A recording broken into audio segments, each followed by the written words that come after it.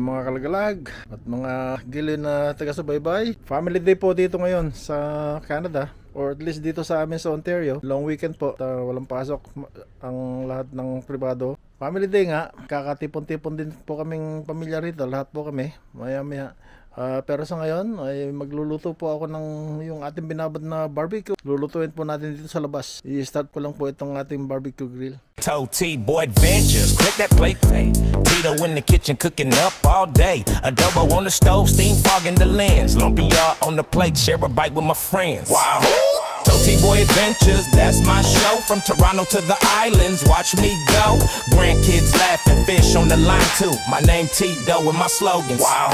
Retired but I'm busy, I ain't slowing my stride. Skillet in my left hand, grandkid by my side. Cool breeze hitting, casting out by the shore. Hit that subscribe, you know you coming back for more.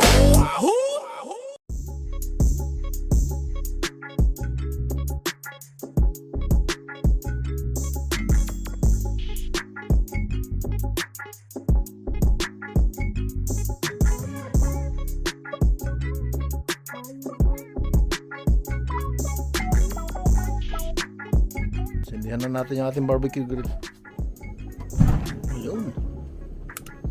Ayun, nagsindi na po. At ito naman po yung ating egg roll. Niluluto na rin po natin. Ayan na po siya. Ayan po yung binalot natin. Maya pag naluto, papakita ko sa inyo kung paano itsura natin mga inihanda sa araw na to. Lumasa lang po ating nilulutong barbecue. Sarap ng amoy. At ito naman po yung ating egg rolls. Luto na po yung iba. Unang salang.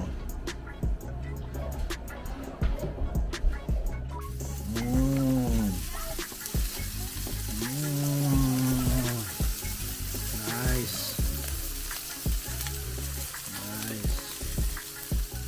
Ito na po yung ating pagsasalasaluhan ngayong gabi. Ayan, luto na po lahat. Ayan po yung egg roll. Ayan po yung ating binabigay sa labas. Konting salad po.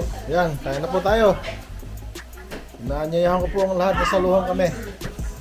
Maraming salamat po sa inyong panonood at matyagang pagsubaybay.